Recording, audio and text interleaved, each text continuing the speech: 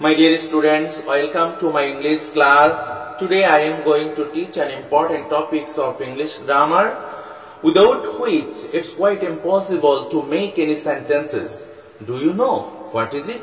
Yes, this is right form of verb. Today I would like to take 9 and 10 standard class. Dear learners, you are sitting at home at different places of our country.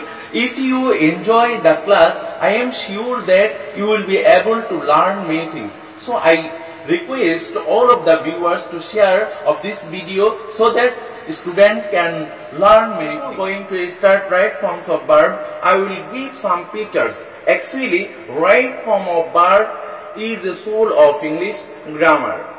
I have chosen an important pages for you. At first, we have to know Bangla, ওকে? বক্সের ভার্বগুলো বাংলায় করে দিচ্ছি, তোমরা খেয়াল করো। এখানে যে ভার্বগুলো আছে আমাদেরকে প্রথমে সেই ভার্বগুলো জানতে হবে রাইট ফর্ম করার জন্য।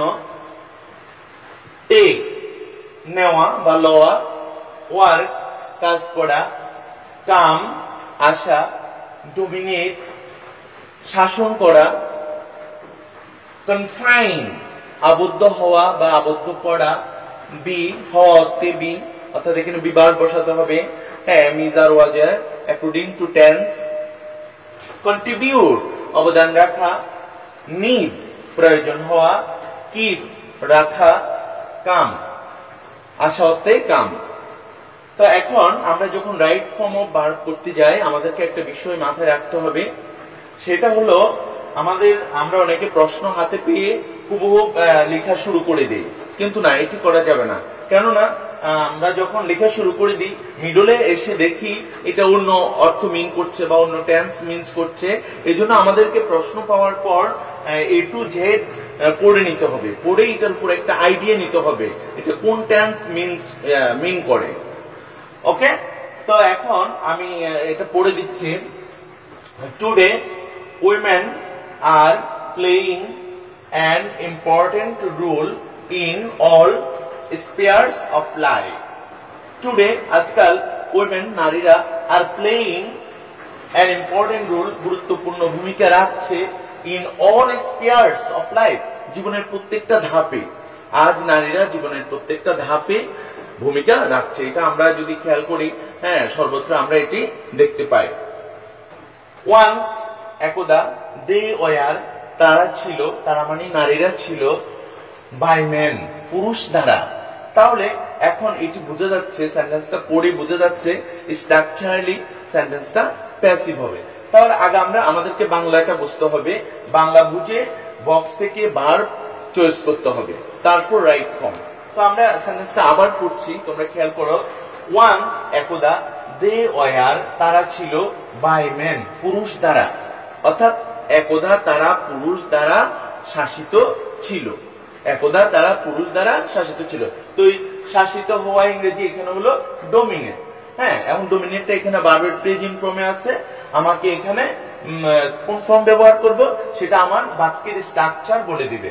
তো আমি দেখতে পাচ্ছি এখানে স্ট্রাকচারালি সেন্টেন্সটা প্যাসিভ, এবং শাসনের বিষয়টা নারীরা নিজেরা নিজেদেরকে শাসন করে না, শাসিত নয়, বরং তারা অন্যের দ্বারা শাসিত হয়, পুরুষ দ্বারা শাসিত হয়। সো যে কাজ নিজে নয় অন্যের দ্বারা, সেটা অ্যাক্টিভ না হয়ে প্যাসিভ হবে। তো সো আমরা জানি প্যাসিভ ফর্মে অক্সিলারি ভার্বের পরে ভার্বের থার্ড ফর্ম হয়। দেয়ার আর 3 forms, present form, first form, first participle form. তো এখানে ফার্স্ট পার্টিসিপল ফর্ম হবে। তো ডোমিনেটেড ফার্স্ট পার্টিসিপল ফর্ম হচ্ছে ডোমিনেটেড, ডোমিনেটেড।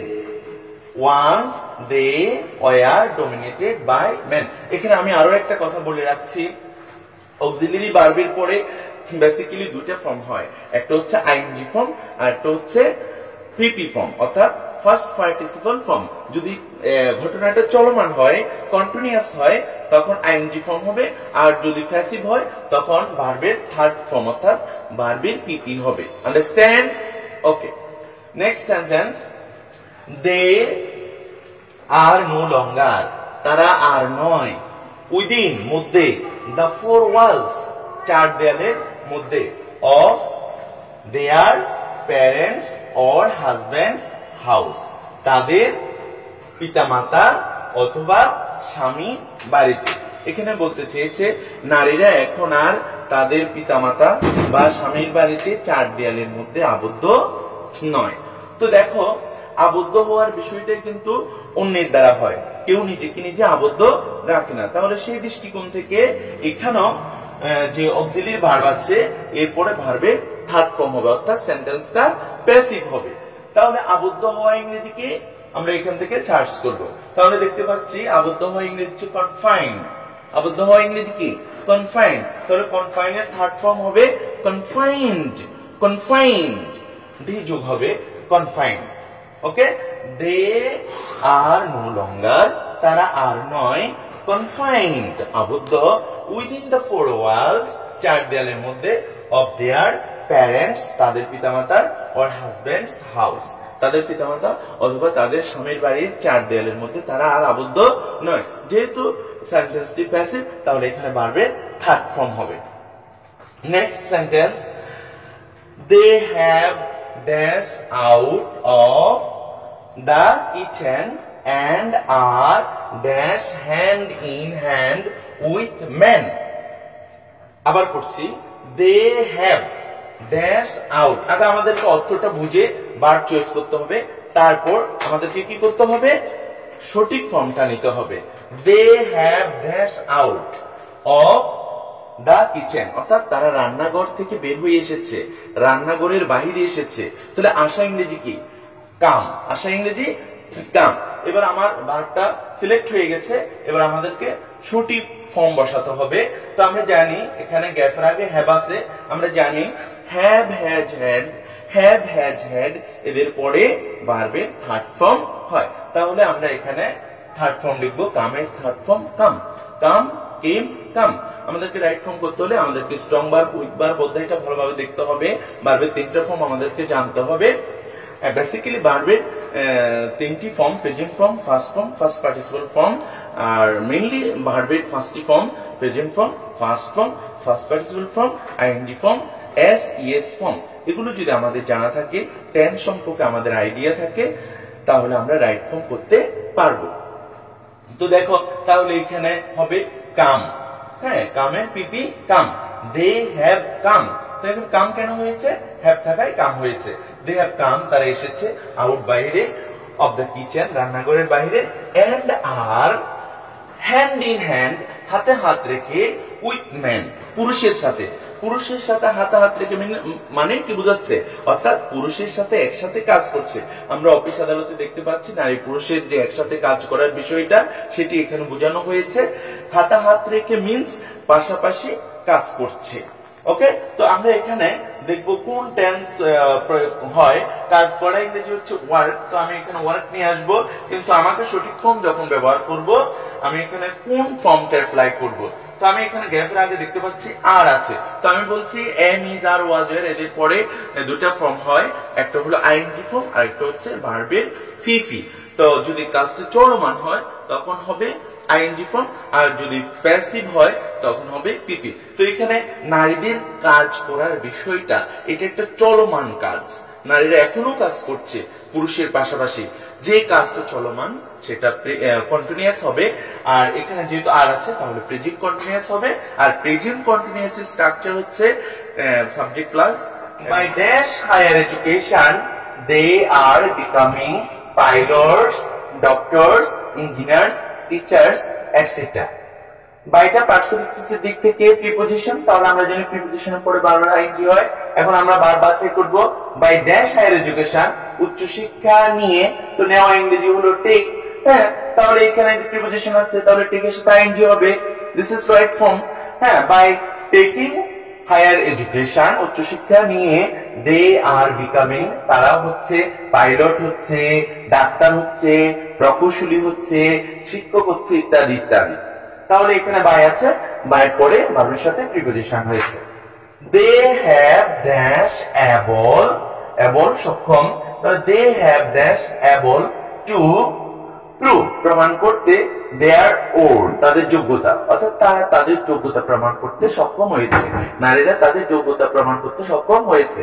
তো হয় ইংরেজি বি, তো এখানে আমরা জানি হ্যাভ এর পরে ভার্ব থ্রি হয়, তাহলে বি এর পাস্ট পার্টিসিপল হবে been, B double N been, তাহলে হবে they have been able to prove প্রমাণ করতে দেয়ার ওর।